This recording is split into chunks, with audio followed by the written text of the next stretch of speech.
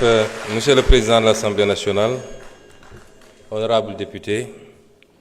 ñu ngi sant yàlla bi ñu mayee ñu teewaat fii ci daje bu am solo bi di daje askan wi di leen souhaiter yéen ñëpp kenn ku nekk ci diineem koorug jàmm koor gu ànd ak barke ak jaamu yàlla ñu nangu. Monsieur le Président, séance bi am na solo gis naa ni assemblée bi c'est presque au complet. C'est une bonne chose pour la démocratie. suñu vis-à-vis nag ba ñuy ñëw ci xare bi dañu yóbbal nee nañ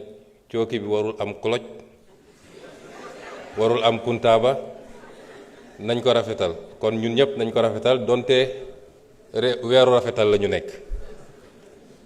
loolu mooy démocratie ndax wax ju ñaaw amu fi place xam-xam moo fi am place loolu la ñu mus a woote ñun. laaj nañu ci li jëm ci Maroc may dalal xel yi ni Maroc lañ ca war a def yépp def nañ ko. Son Excellence le Président de la République li mu waroon def ak naataangoom def na ko man mii li ma waroon def ak sama naataango Premier ministre bu Maroc def naa ko ministre des Affaires étrangères def na li mu waroon def ba ci ministre de la Justice. ñu nemmeeku nag ni mbir mi dafa mel ni dafa weesu mbir mu sport ndax mbir dañ koy wax ñu koy ñaawlu di ko naqarlu ndax diggante ñaari réew yi bu dee liñ ci wax moo ci am waroon na demee neneen ndax sport ak passion ñoo ànd. ñoom réewu Maroc defe naa lu yàggul rek ci Jeux olympiques yi passé seeni supporters envahir nañu ab stade fële ci France ba ñu arrêté match bi lu mat 2 heures de temps ba bi ñu koy reprendre en huis clos la woon. te dégguma ñu ne tëj nañ leen fa ay kaso ay 1 an ak ay 6 mois mbir mi ni mu doxee rafetut ci diggante ñaari réew yu am relation yoo xam ne ñëpp xam nañ ko. L'histoire retiendra parce que wóllëre koy fay foofu laa ci mën a yem. la ca des nag nuñ koy gérer bu dee mbir mi niñ ko doxalee ba léegi dëppoowul ak li nga xam ne mooy procès équitable est-ce que jar na sax ñuy def ay appel wala lu ni mel.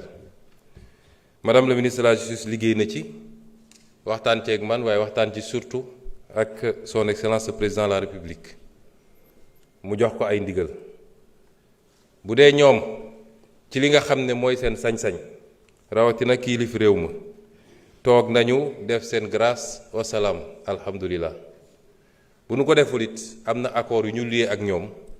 ba nga xam ne ku ñu jàpp ci réew ba ca des réew ba ñeen bi am na sañ-sañu demander à ce que ñooñu ñëw purger peine ba ci seen réew. kon loolu dinañ ci dox nañ ci def liñ ci war a def loolu la président santé. mu des nag yu mel nii bu amee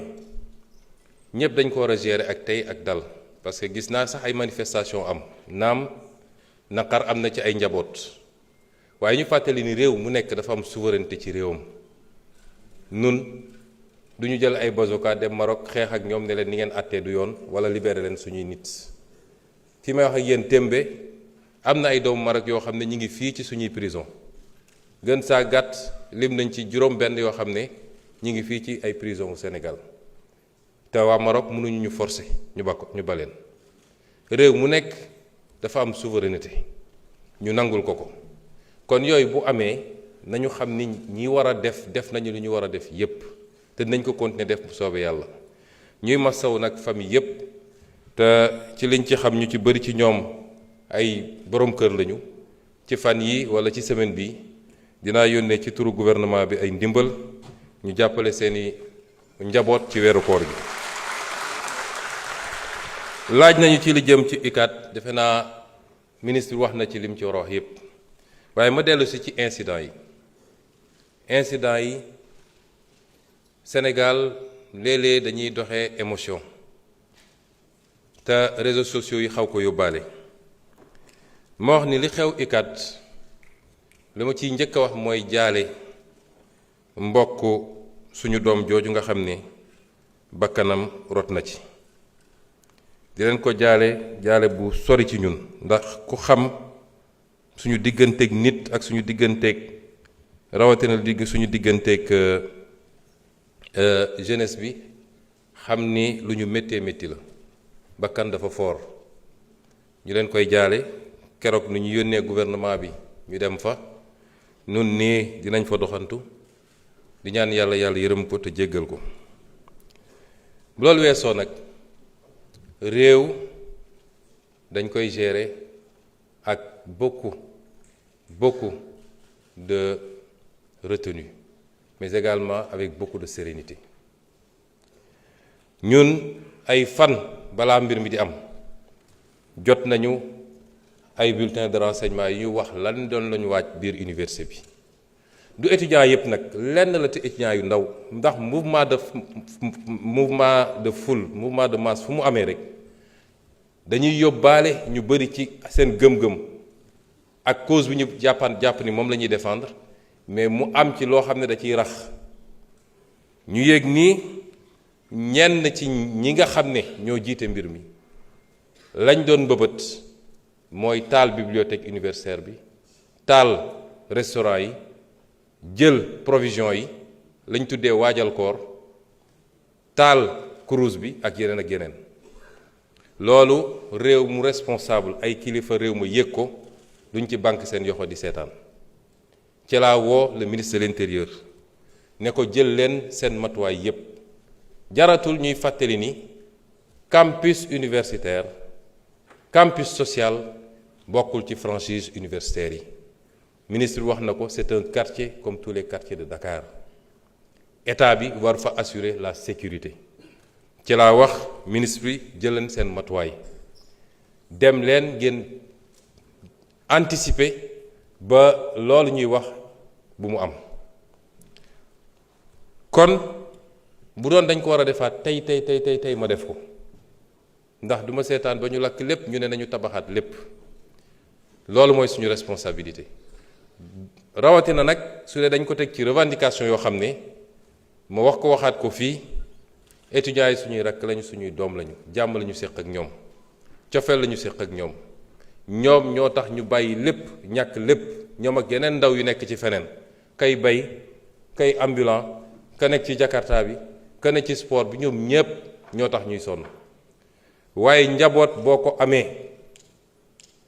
doo ko topp ci lépp lu mu bëgg man ñàkk carte électorale wala am carte électorale benn la ci ma duma topp kenn ci loo xam ne bëggu baaxul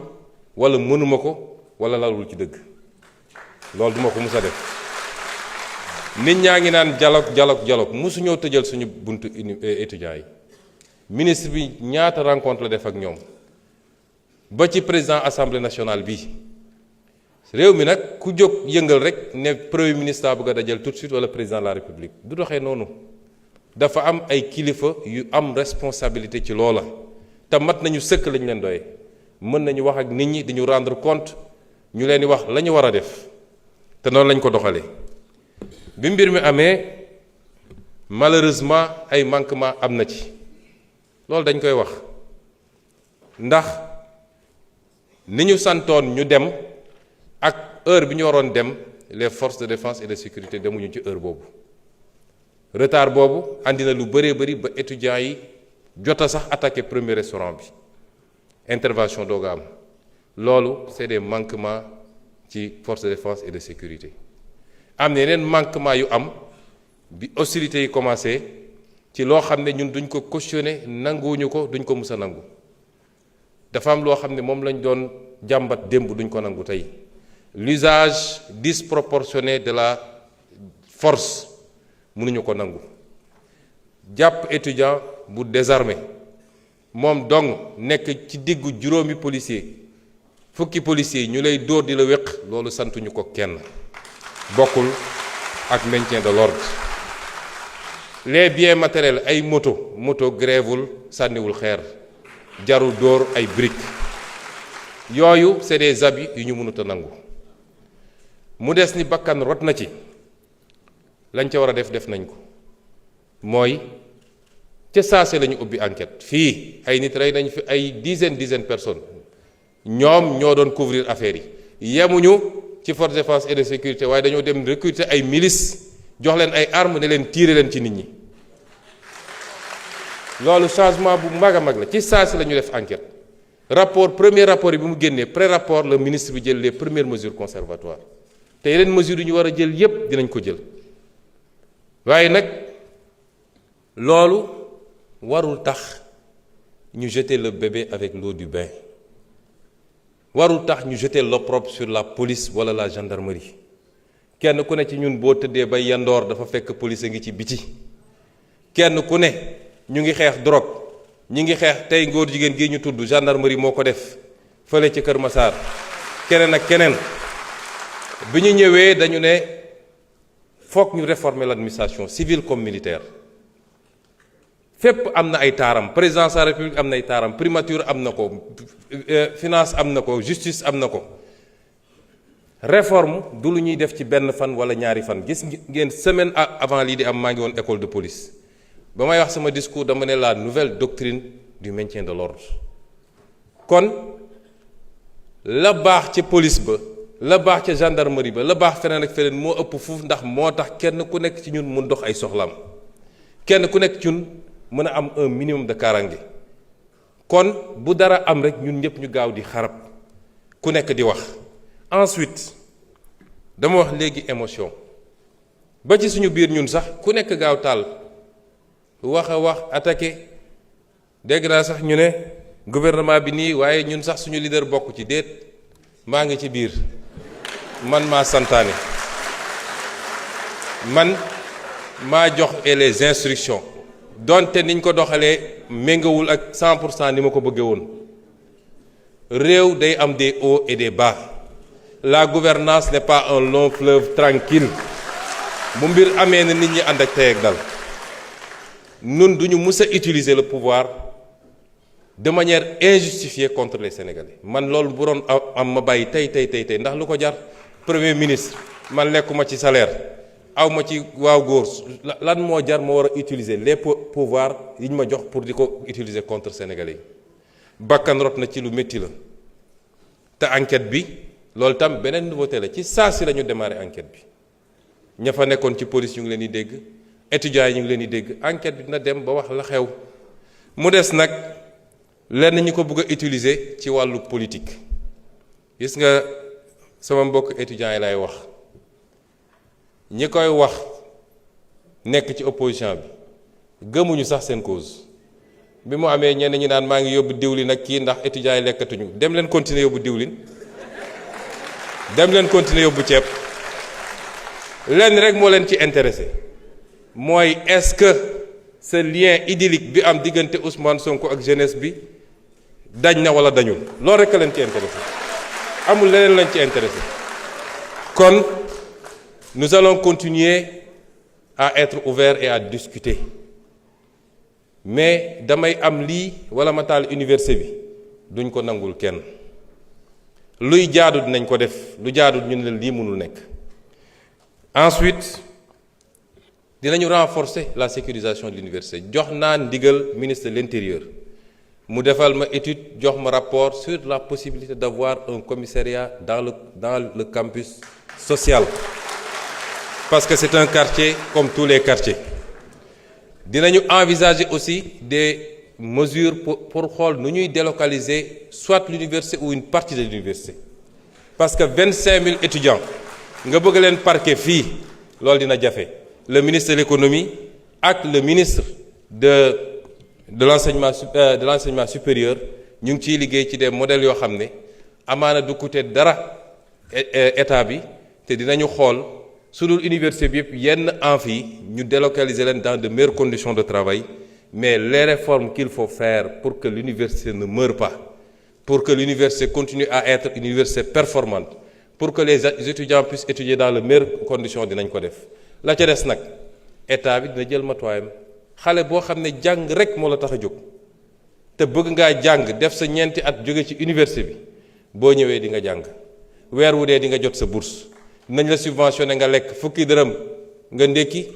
150 nga añ ba suur loolu état bi dina ko continuer garantir aux étudiants dans les meilleures conditions. mu des nag la ñu wax ci mbirum góor jigéen defe naa ñaar ñi ci wax kenn ki moom il est téméraire waaye du ma ko tontu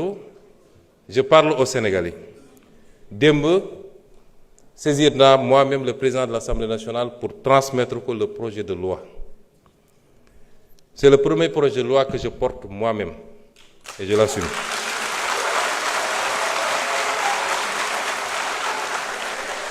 dañu wax ni li tax criminaliser ñu ko loolu ñi mu intéressé woon ñu koy xeex mën nañ ci waxtaan ku mu intéressé wul woon démb tey amoo droit wax ci tu es disqualifié ñooñu mu intéressé woon nag ñoom ñëpp ba ñu dajee c'est le lieu mu féliciter ànd sàmm jikko yi ak ñeneen ñu yëngatu ci lii ñoom ñëpp ba ñu dajee ñoo dëppoo ni mën nañu am lu ñu bëgg en restant le truc au niveau de délit mën nañu am lu ñu bëgg wala lu ko gën sax moo tax projet bi ànd sàmm jikko yi déposé dañ ko bàyyi ci délit projet bi ma def te sukkandiku ci loolu ak leen luñ ci yokk dañ ko bàyyi ci délit lañ ca bëgg nag dinañ ko am ba mu mat sëkk ñi ciy wax ci opposition ma wax leen lu leen ci tax a jóg bu ñu jógee dañuy dem seeti seen leurs maîtres occidentaux ne leen waxoon nañ leen ñi ñu bon lañu gis ngeen kii nañu ñi ngi réprimer les homosexuels ñun li ñu bañoon def ñoom ñu ngi koy def dañ koy politiquer foofu ci occidentaux yi ak ci lobby yi loolu la ñuy def gëmuñu sax li jëm ci loolu su dee temps bi dina ko permettre ma faram-fàccee la nekk ci loi bi article 319 toute personne qui aura commis un acte contre nature sera punie d'un emprisonnement de 5 à 10 ans donc et d'une amende de 2 millions à 10 millions de francs loolu la ñu wax sans préjudice des autres peines. Si l'acte est commis avec un mineur, le maximum de la peine sera prononcé. Le juge ne pourra prononcer le sursis, ni réduire l'emprisonnement au-dessous du minimum de la peine prévue à l'alinéa 1 du présent article. loolu verrouillé nañu juge bi ba moom ci boppam mënatul bàyyi nit mu dem ni mu tuuti 5 ans yi dina ko wax ni mu tuuti kon loolu soxlawoo criminaliser pour am ko ñu teg ci ni tout acte sexuel ou à caractère sexuel entre deux personnes de même sexe constitue un acte contre nature ñu définir ko mësuñu koo définir tout acte sexuel ou à caractère sexuel entre deux personnes de même sexe ou tout acte sexuel à caractère sexuel commis par une personne de l'un ou l'autre sexe sur un cadavre humain ou un animal. Toute personne qui aura fait par l'un des moyens énoncés à l'article 248 l'apologie d'un acte visé à l'alinéa 3 du présent article sera puni d'un emprisonnement de 3 ans à 7 ans et d'une amende de 500 000 à 5 millions. loolu newuloon ci loi bi weesu mooy apologie man bi may nekk député ensemble ji koy bi ñëw gis ma dama leen ne loi bi ni ngeen ma ko andilee doyaguma parce que une loi ne doit pas créer de l'insécurité juridique te loolu dinaa ci dellu si ma ne leen en tant que député du ma ko wote moo tax boobu wotewu ma ko woon suñ ko toggaatee nag ba mu mel ni mu war a mel kenn du ma ci njëkk ñu tegaat ni kon apologie bi ñay def la ñuy def dugg ci internet bi wala góor yi daje sol seen marinière def seeni truc am na ku ma ne ndax taaje boon bokk na ci loolu la ñu wax ne loolu bokkatuñu ensuite ñu ne constitue l'apologie d'un acte contre nature toute représentation publique par la parole, l'écrit, l'image, le geste, le son ou par tout autre procédé quelconque tendant à promouvoir l'homosexualité, la bisexualité, la transsexualité, la zoophilie, la nécrophilie ou toute autre pratique assimilée. foofu dañu am na ñu jàpp ne dañoo def dugal ci ay détails homosexualité dafa ëmb lépp bu dee bu jigéen bi la ñuy wax lesbianisme bu dee bu góor ñu ne gay wala xam lan donc su ñu nee homosexualité yóbbu na loolu yépp ñu ne toute personne qui aura financé ou appuyé le financement mosu cee bokk parce que xam nañ ni li gën a aggraver affaire bi mooy xaalis bu bëri bi ci gars yi di distribuer ci la ñuy appatee xale yu bëri ba ñooñu mujj nekk nag ay habitués li ñu wax ci feebar bi beneen affaire la et yeneen loi ñoo ko criminaliser yeneen loi ñoo ko pénaliser kuy transmettre feebar volontairement am na yeneen loi yu ko pénaliser loolu du rek diggante ñi ñuy tuddee borom ñaari tur yi waaye diggante hétérosexuel sax nit mun na dem di transmettre volontairement moo xam góor la moo tax jigéen la moo tax il faut ñu détacher ko ñu ne donc toute personne qui aura financé ou appuyé par quelque moyen que ce soit une personne, un groupe ou une activité en vue de promouvoir ou de magnifier l'homosexualité, la bisexualité, la transsexualité, la zoophilie, la nécrophilie ou toute autre pratique assimilée sera punie des peines prévues à l'alinéa 5 du présent article. Toutefois, n'entrent pas dans le champ d'application du présent article les actes accomplis par les structures et organisations de santé dûment agréées dans le cadre des politiques de santé. loolu tam dafa am ñoo xam ne seen liggéey ci loolu la màcc ñooñu mënuñ leen boole ci loi bi may profité nag di wax ak nit ñi li xew ci réew mi rafetul nekk di génne ay bulletins de santé jàmbur le statut sérologique des gens ñooñu léeg-léeg dañoo am njaboot seeni doom ñemeetuñu dem école ce qui se passe dans ce pays-là est inadmissible. Instruction, secret de l'instruction amatul diggante enquête bi parquet juge d'instruction tous les PV sont dans la rue kan moo jox nit sañ-sañ mu ne diw am na cancer wala am na sida wala am na lii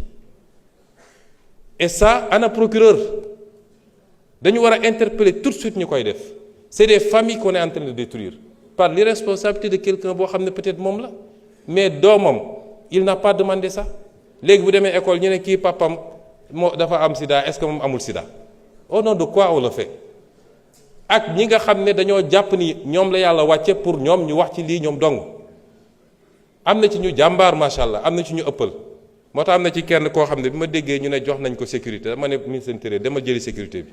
parce que kenn sant ko muy génne ay liste di joxe ay turu jàmbur nañu waxante dëgg lii c'est une prérogative régalienne état ak ses structures ñoo koy gérer waaye xam naa liste beeg te suñu la nee andil preuve doo ko andil loolu tegul fenn nañu bàyyi loolu. ñu teg ci ni les personnes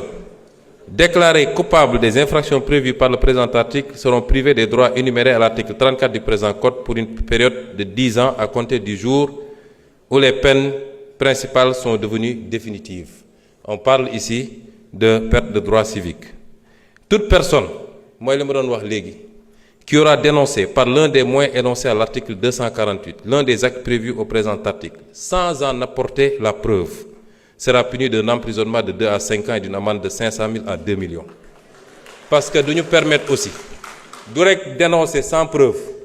mais jóg nit romb la nga ne gis naa loxo bi daf koo damm nga dem naan damay dem këram boo ko defee yoon dal sa kaw ñu ngi leen di gërëm di leen sant. Vous avez 2 minutes de plus, monsieur le ministre. Il vous reste 2 minutes, hein? Oui, c'est 32 minutes.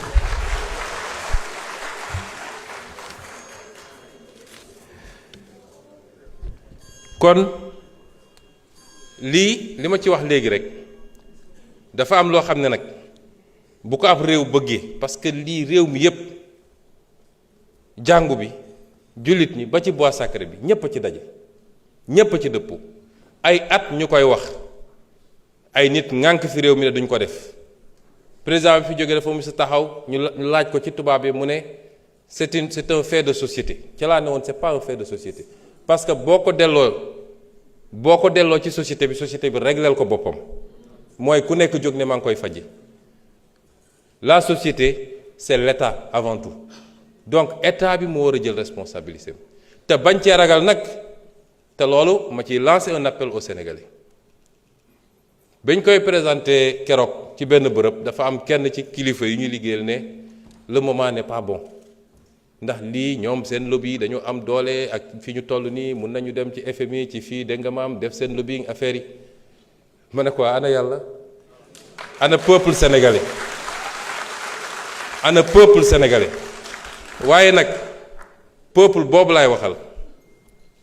ku ñaan am ay dirigeants yu souverain